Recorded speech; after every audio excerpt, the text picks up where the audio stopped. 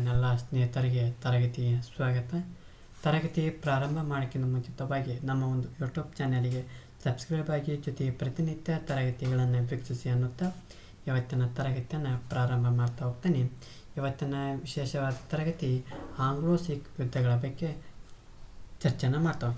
ಇಂದ ತರಗತಿಯಲ್ಲಿ 3 ಆಂಗ್ಲೋ ಮರಾಠ ಯುದ್ಧಗಳ ಬಗ್ಗೆ ಚರ್ಚೆನ ಮಾಡಿದ್ವಿ. ಯಾವುದು ಆ ಒಂದು ಯುದ್ಧಗಳು 1775ರಿಂದ 1782ರವರೆಗೆ ನಡ್ತಾ ಹೋಗ್ತಿತ್ತು. ಒಂದೇದು ಇದು ಸಾಲಬಾಯಿ ಒಪ್ಪಂದದ ಮೂಲಕ ಕೊನೆಗೊಳ್ತೈತಿ. ಎರಡನೇ ಆಂಗ್ಲೋ ಮರಾಠ ಯುದ್ಧ 1802ರಿಂದ 1805ರವರೆಗೆ ನಡ್ತಾ ಹೋಗ್ತೈತಿ. ಇದು ಬೆಸ್ಸಿನ್ ಒಪ್ಪಂದದ ಮೂಲಕ. ಇದು 1816ರಿಂದ 1817ರವರೆಗೆ ಇದು ಪೂನಾ ಒಪ್ಪಂದದ ಮೂಲಕ 3 ಆಂಗ್ಲೋ ಮರಾಠ ಯುದ್ಧಗಳ ಬಗ್ಗೆ ಚರ್ಚೆ ನಡೆಯುತ್ತೆ. ಈ ಒಂದು ತರಗತಿಯೊಳಗೆ ಆಂಗ್ಲೋ ಸಿಖ್ ಯುದ್ಧಗಳ ಬಗ್ಗೆ ಚರ್ಚೆಯನ್ನು ಮಾಡ್ತಾವೆ. ಈ ಒಂದು ಆಂಗ್ಲೋ ಸಿಖ್ ಯುದ್ಧಗಳ ಬಗ್ಗೆ ಚರ್ಚೆ ಮಾಡೋಕ್ಕಿಂತ ಮುಂಚಿತವಾಗಿ ಈ ಬ್ರಿಟಿಷ್ ಅಧಿಕಾರದ ಕ್ರೋಢೀಕರಣದ ಬಗ್ಗೆ ನೋಡ್ತಾವೆ. ಈ ಬ್ರಿಟಿಷರು 1818ರಿಂದ 1857ರವರೆಗೆ ಅಖಂಡ ಭಾರತವನ್ನು ಗೆಲ್ಲುವಂಥ ಕಾರ್ಯವನ್ನು ಪೂರ್ಣಗೊಳಿಸ್ತಾ ಇದ್ರು. ಈ ಅವಧಿಯೊಳಗೆ ಪಂಜಾಬ್, ಸಿಂಧ್, ಔಧ್ ಮೊದಲಾದ ಪ್ರಮುಖ ರಾಜ್ಯಗಳನ್ನಲ್ಲದೆ ಅನೇಕ ಸಣ್ಣ ಪುಟ್ಟ ರಾಜ್ಯಗಳನ್ನು ಏನು ಮಾಡ್ತಾ ಹೋಗ್ತಾರೆ, ಆಕ್ರಮಣವನ್ನು ಮಾಡ್ತಾ ಹೋಗ್ತಾರೆ. ಈಗ ಆಂಗ್ಲೋ ಸಿಖ್ ಯುದ್ಧಗಳ ಬಗ್ಗೆ ಚರ್ಚೆಯನ್ನು ಮಾಡ್ತಾವೆ. ಈ ಒಂದು ಆಂಗ್ಲೋ ಸಿಖ್ ಯುದ್ಧಗಳು 1839ರೊಳಗೆ ಏನಾಗತ್ತೆ, ರಣಜಿತ್ ಸಿಂಗ್ ಏನಾಗ್ತಾನೆ ಮರಣವನ್ನು ಹೊಂದ್ತಾ ಹೋಗ್ತಾನೆ. ಯಾವಾಗ 1839ರೊಳಗೆ ರಣಜಿತ್ ಸಿಂಗನ್ನು ಮರಣವನ್ನು ಹೊಂದಿದಂಥ ಸಂದರ್ಭದೊಳಗೆ ಪಂಜಾಬಿನಲ್ಲಿ ಏನಾಗ್ತೈತಿ, ರಾಜಕೀಯ ಅರಾಜಕತೆ ತಲೆ ಎತ್ತೈತಿ. ಯಾಕಪ್ಪ ಅಂದ್ರೆ ಅಲ್ಲಿ ಮುಖ್ಯವಾದಂಥ ವ್ಯಕ್ತಿ ಸತ್ತಿರ್ತಾನೆ. ಹಾಗಾಗಿ ಆ ಪಂಜಾಬಿನೊಳಗೆ ರಾಜಕೀಯ ಅರಾಜಕತೆ ತಲೆ ಎತ್ತೈತಿ. ಆ ಒಂದು ಮುಂದುವಂಥ ಸಂದರ್ಭದೊಳಗೆ 1809ರಾಗ ನಿರಂತರ ಮೈತ್ರಿ ಒಪ್ಪಂದವನ್ನು ಉಲ್ಲಂಘಿಸಿ ಪಂಜಾಬನ್ನು ಆಕ್ರಮಿಸಲು ಬ್ರಿಟಿಷರು ಸಂಚು ರೂಪಿಸ್ತಾ ಇದ್ದರು. ಯಾವಾಗ ಈ ಒಂದು 1809ರಿಂದನೂ ನಿರಂತರ ಮೈತ್ರಿ ಒಪ್ಪಂದವನ್ನು ಮಾಡಿಕೊಂಡಿದ್ರು ಕೂಡ ಅದನ್ನು ಉಲ್ಲಂಘನೆ ಮಾಡ್ತಾ ಪಂಜಾಬನ್ನು ಆಕ್ರಮಣ ಮಾಡೋಕ್ಕೆ ಸಂಚು ರೂಪಿಸ್ತಾ ಇದ್ರು. ಯಾರು? ಬ್ರಿಟಿಷರು. ಯಾವಾಗ ಒಂದು 1845ರಲ್ಲಿ ಏನಾಗ್ತದಪ್ಪ ಅಂದ್ರೆ ಡಿಸೆಂಬರ್ನಲ್ಲಿ ಬ್ರಿಟಿಷರಿಗೂ ಮತ್ತು ಆ ಪಂಜಾಬ್ ಸೈನ್ಯಕ್ಕೂ ಯುದ್ಧ ಪ್ರಾರಂಭ ಆಕೈತಿ. ಯಾವಾಗಲೂ ಅವ್ರು ಮುಂಚೆ ಇತ್ತು 1809ರಿಂದ ಅಟ್ಯಾಕ್ ಮಾಡಬೇಕು, ವಶಪಡಿಸ್ಕೋಬೇಕು ಅನ್ನೋದು ಬ್ರಿಟಿಷರ್ದು. ಮತ್ತು ಆದರೂ ಕೂಡ ಯುದ್ಧ ಆಕೈತಿ. ಯಾವಾಗಪ್ಪ 1845ರಲ್ಲಿ ಡಿಸೆಂಬರ್ನಲ್ಲಿ ಬ್ರಿಟಿಷರು ಮತ್ತು ಪಂಜಾಬ್ ಸೈನ್ಯಕ್ಕೂ ಯುದ್ಧ ಆರಂಭ ಆಕೈತಿ. ಆ ವಿದೇಶಿಯರಿಂದ ಇರಬಹುದಂಥ ಅಪಾಯವನ್ನರಿತ ಹಿಂದೂ, ಮುಸಲ್ಮಾನ್ ಹಾಗೂ ಸಿಖ್ಖರೆಲ್ಲರೂ ಬ್ರಿಟಿಷರನ್ನು ಮಣಿಸಲು ಒಂದಾದರು.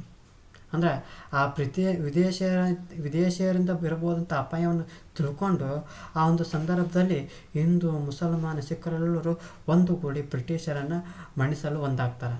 ಅಂತಿಮವಾಗಿ ಕೆಲವು ದೇಶದ್ರೋಹಿ ಇಂಥ ಒಂದಾದಂಥ ಸಂದರ್ಭದಲ್ಲಿ ಕೆಲವರು ಎತ್ತಾಡ್ತಾರೆ, ದೇಶದ್ರೋಹಿಗಳು ಎತ್ತಾಡ್ತಾರೆ. ಕೆಲವೊಂದು ದೇಶದ್ರೋಹಿ ನಾಯಕರಿಂದ ಏನಾಕತಿ, ಈ ಒಂದು ಒಕ್ಕೂಟ ಸೋಲನ್ನು ಒಪ್ಪಬೇಕಾಯ್ತು.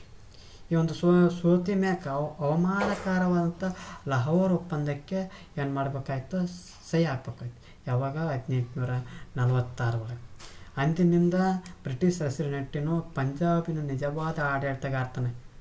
ಯಾಕಪ್ಪ ಅಂದ್ರೆ ಈ ಯುದ್ಧದಲ್ಲಿ ಸ್ವಲ್ಪ 1845 ಡಿಸೆಂಬರ್ನಲ್ಲಿ ಯುದ್ಧ ಪ್ರಾರಂಭ ಆಕೈತಿ. ಅವಾಗ ಅಲ್ಲಿನ ಒಂದು ಹಿಂದೂ, ಮುಸಲ್ಮಾನ್, ಸಿಖ್ಖರು ಎಲ್ಲ ಒಂದುಗೂಡಿ ಯುದ್ಧಕ್ಕೆ ಹೋಗ್ತಾರೆ. ಯುದ್ಧಕ್ಕೆ ಹೋದಂಥ ಸಂದರ್ಭದೊಳಗೆ ದೇಶದ್ರೋಹಿಗಳು ಏನು ಮಾಡಿಬಿಡ್ತಾರೆ, ಆ ದೇಶದ್ರೋಹಿಗಳಿಂದ ಈ ಒಂದು ಯುದ್ಧದಲ್ಲಿ ಈ ಒಂದು ಒಕ್ಕೂಟ ಏನಾಕೈತಿ ಸೋಲ್ತಾ ಹೋಗ್ತಾರೆ. ಸೋತಂಥ ಸಂದರ್ಭದಲ್ಲಿ ಅವಮಾನಕರ ಒಪ್ಪಂದ ಯಾವುದು, ಲಾಹೋರ್ ಒಪ್ಪಂದ ಯಾವಾಗ 1846ಕ್ಕೆ ಸಹಿ ಹಾಕಬೇಕಾಯ್ತು. ಅಂದಿನಿಂದ ಅಲ್ಲಿ ಬ್ರಿಟಿಷ್ ರೆಸಿಡೆಂಟು ಆ ಪಂಜಾಬಿನ ನಿಜವಾದ ಆಡಳಿತಗಾರ್ತನಾಗ್ತಾನೆ. ಹೀಗೆ ಪಂಜಾಬ್ ಏನಾಕತಿ ಬ್ರಿಟಿಷ್ ಆಶ್ರಿತವಾದಂಥ ರಾಜ್ಯ ಆಗ್ತೈತಿ. ನಂತರದಲ್ಲಿ 1848ರಲ್ಲಿ ಪಂಜಾಬಿನ ಮೇಲೆ ನೇರ ಬ್ರಿಟಿಷ್ ಆಳ್ವಿಕೆಯನ್ನು ಏರಲು ಹೊರಟಾಗ ಆ ಸಿಖ್ಖರು ಏನು ಮಾಡ್ತಾ ಹೋಗ್ತಾರೆ, ಪ್ರತಿಭಟನೆಯನ್ನು ಮಾಡ್ತಾ ಹೋಗ್ತಾರೆ. ಯಾವಾಗ 1848ರಲ್ಲಿ ಪಂಜಾಬಿನ ಮೇಲೆ ನೇರ ಬ್ರಿಟಿಷ್ ಆಳ್ವಿಕೆಯನ್ನು ಏರ್ತಾ ಹೋಗ್ತಾರೆ. ಅವಾಗ ಸಿಖ್ಖರು ಪ್ರತಿಭಟನೆ ಮಾಡ್ತಾ ಹೋಗ್ತಾರೆ. ಈ ಒಂದು ಪ್ರತಿಭಟನೆಗಳ ನೇತೃತ್ವವನ್ನು ಚಟ್ಟಾರ್ ಸಿಂಗ್ ಅಟ್ಟಾರಿವಾಲಾ ಮತ್ತು ಮೂಲರಾಜ್ ಅವರು ಕ್ರಮವಾಗಿ ಲಾಹೋರ್ ಮತ್ತು ಮುಲ್ತಾನ್ಗಳಲ್ಲಿ ವಹಿಸ್ತಾ ಹೋಗ್ತಾರೆ. ಈ ಒಂದು ಪ್ರತಿಭಟನೆಗಳ ನೇತೃತ್ವವನ್ನು ಚಟ್ಟಾರಿ ಸಿಂಗ್ ಅಟ್ಟಾರಿವಾಲಾ ಮತ್ತು ಮೂಲರಾಜ್ರವರು ಕ್ರಮವಾಗಿ ಲಾಹೋರ್ ಮತ್ತು ಮುಲ್ತಾನ್ಗಳಲ್ಲಿ ವಹಿಸ್ತಾ ಹೋಗ್ತಾರೆ. ಮತ್ತು ಆ ಒಂದು ಪ್ರತಿಭಟನೆಗಳು ಏನಕ್ಕವು ಆ ಸಿಖ್ಖರಿಗೆ ಸೋಲಕತ್ತಿ.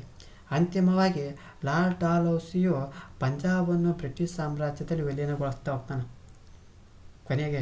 ಕೊನೆಗೆ ಪಂಜಾಬ್ ಯಾರ ಒಂದು ಸಾಮ್ರಾಜ್ಯದಲ್ಲಿ ವಿನ್ ಆಗ್ತದಪ್ಪ ಅಂದ್ರೆ ಬ್ರಿಟಿಷ್ ಸಾಮ್ರಾಜ್ಯದಲ್ಲಿ ಯಾರು ಲಾರ್ಡ್ ವಿಲಿಯಮ್ಸ್ ಮೂಲಕ.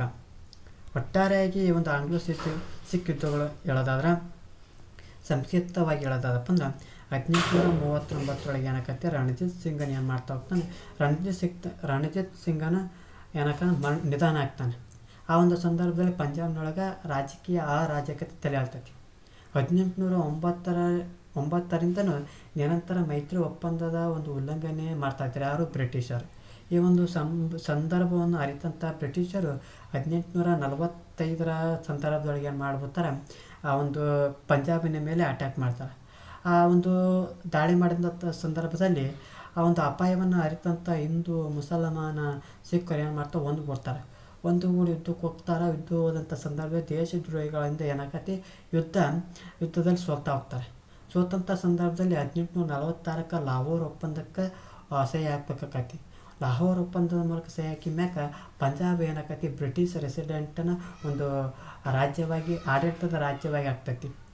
ನಂತರದಲ್ಲಿ ಈ ಒಂದು 1848 ಪಂಜಾಬಿನ ಮೇಲೆ ಬ್ರಿಟಿಷ್ ನೇರ ಆಳ್ವಿಕೆಯನ್ನು ತರಕ್ಕೆ ಹೋಗ್ತಾರೆ. ಆ ಒಂದು ಸಂದರ್ಭದಲ್ಲಿ ಬ್ರಿಟಿಷರ ಪ್ರತಿಭಟನೆಯನ್ನು ಮಾಡ್ತಾ ಹೋಗ್ತಾರೆ. ಈ ಒಂದು ಪ್ರತಿಭಟನೆಯನ್ನು ನೇತೃತ್ವವನ್ನು ಯಾರು ವಹಿಸ್ಕೊಂಡಿದ್ದಪ್ಪ ಅಂದ್ರೆ ಚಟ್ಟಾರಿ ಸಿಂಗ್ ಅಟ್ಟಾರಿವಾಲ ಮತ್ತು ಮೂಲ ರಾಜರವರು ಲಾಹೋರ ಮತ್ತು ಮುಲ್ತಾನ್ಗಳಲ್ಲಿ ವಹಿಸಿದ್ರು. ಮತ್ತು ಏನಾಗೈತಿ ಸಿಕ್ಕರೆ ಸೋಲಾಕೈತಿ. ಹೀಗಾಗಿ ಕೊನೆಗೆ ಲಾರ್ಡ್ ಆಲೌಸ್ ಏನು ಮಾಡ್ತಾ ಹೋಗ್ತಾನೆ, ಪಂಜಾಬನ್ನು ಬ್ರಿಟಿಷ್ ಸಾಮ್ರಾಜ್ಯದಲ್ಲಿ ವಿಲೀನಗೊಳಿಸ್ತಾ ಹೋಗ್ತಾನೆ. ಇದಿಷ್ಟೇನಪ್ಪ ಅಂದ್ರೆ ಆಂಗ್ಲೋ ಸಿಖ್ ಯುದ್ಧಗಳ ಬಗ್ಗೆ ಮಾಹಿತಿ ಆಗ್ತದೆ. ಈ ಒಂದು ತರಗತಿ ಎಷ್ಟಾಗಿತ್ತಪ್ಪ ಅಂದ್ರೆ ನಮ್ಮ ಒಂದು ಯೂಟ್ಯೂಬ್ ಚಾನಲಿಗೆ ಸಬ್ಸ್ಕ್ರೈಬ್ ಆಗಿ. ಈ ಒಂದು ತರಗತಿ ಎಷ್ಟಾಗಿತ್ತಪ್ಪ ಅಂದ್ರೆ ಲೈಕ್ ಮಾಡಿ, ಇಲ್ಲದಿದ್ದರೆ ಡಿಸ್ಲೈಕ್ ಮಾಡಿ. ಏನಾದರೂ ದೋಷಗಳು ಮತ್ತು ನಿಮ್ಮ ಒಂದು ಅಭಿಪ್ರಾಯಗಳನ್ನು ಕಮೆಂಟ್ ಬಾಕ್ಸ್ನ ಮೂಲಕ ತಿಳಿಸಿ ಅನ್ನುತ್ತೆ ಈ ಒಂದು ತರಗತಿಯನ್ನು ಮುಗಿಸ್ತಾ ಇದ್ದೀನಿ.